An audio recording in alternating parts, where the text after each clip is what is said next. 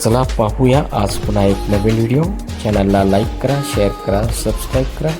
AGM ITI चॅनलवर आपलं स्वागत आहे।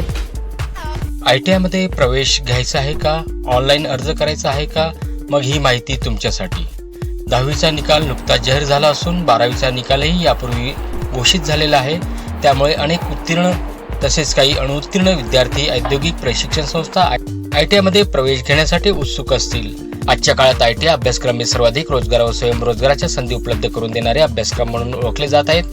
कमी फी, फक्त 1 किंवा 2 वर्षाचा कालावधी आणि उद्योग क्षेत्रात मोठ्या प्रमाणात रोजगाराच्या संधी, यामुळे विद्यार्थ्यांचा कल दिवसेंदिवस ITI कडे वाढत आहे। त्यामुळे ITI ला आज रोजगाराचा खजिना असे म्हटले जाते। प्रत्येक तालुक्यात शासकीय तसेच खाजगी ITI कार्यरत आहेत। त्यामध्ये जवळपास वेगवेगळे 80 ते 90 व्यवसाय प्रशिक्षण दिले जाते। सर्वच व्यवसायांना उद्योगांमध्ये खूपच मागणी आहे। दिवसेंदिवस मागणी वाढतच चालली आहे।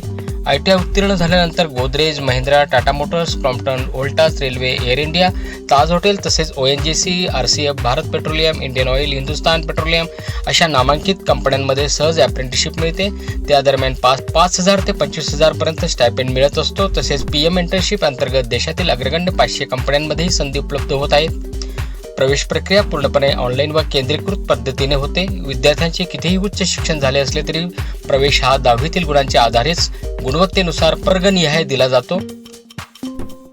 काही मोजक्या व्यवसायांसाठी 10वी नापास विद्यार्थ्यांनाही गुणवत्तेच्या नुसार प्रवेश दिला जातो। ऑनलाईन अर्ज भरल्यानंतर शासनाने निश्चित केलेली फी भरून जवळच्या कोणत्याही शासकीय ITI मध्ये कन्फर्मेशन करणे आवश्यक आहे। कन्फर्मेशन न केल्यास गुणवत्ता यादीमध्ये नाव येणार नाही। ऑफलाईन प्रवेश प्रक्रिया पूर्णपणे बंद असून संपूर्ण प्रक्रिया पारदर्शक पद्धतीने ऑनलाईनच पार पडते। त्यामुळे कोणत्या आमिषाला बळी पडू नये। अर्ज करताना विशेष काळजी, जसे की पुरुष स्त्री प्रवर्ग योग्य निवडा। गुणवत्तेप्रमाणेच गुण भरा। खेळ, अपंग, अनाथ इत्यादी बाबींमध्ये चुकीची माहिती भरू नका। पसंतीक्रम, ट्रेड ऑप्शन काळजीपूर्वक भरा। भरलेल्या अर्जाची प्रिंट घेऊन माहिती तपासा। आवश्यक कागदपत्रे: 10वी गुणपत्रक, शाळा सोडल्यास दाखला, जात प्रमाणपत्र, आधार कार्ड, अधिवास दाखला, बँक खाते, पासपोर्ट फोटो, क्रीडा प्रमाणपत्र लागू असल्यास, अपंग प्रमाणपत्र लागू असल्यास, तसेच महत्त्वाचे जातीचा दाखला विद्यार्थ्यांना स्वतःच्या नावावर असणे आवश्यक आहे। तसेच OBC, VJNT, SBC प्रवर्गासाठी नॉन क्रिमिलियर प्रमाणपत्र आवश्यक असते।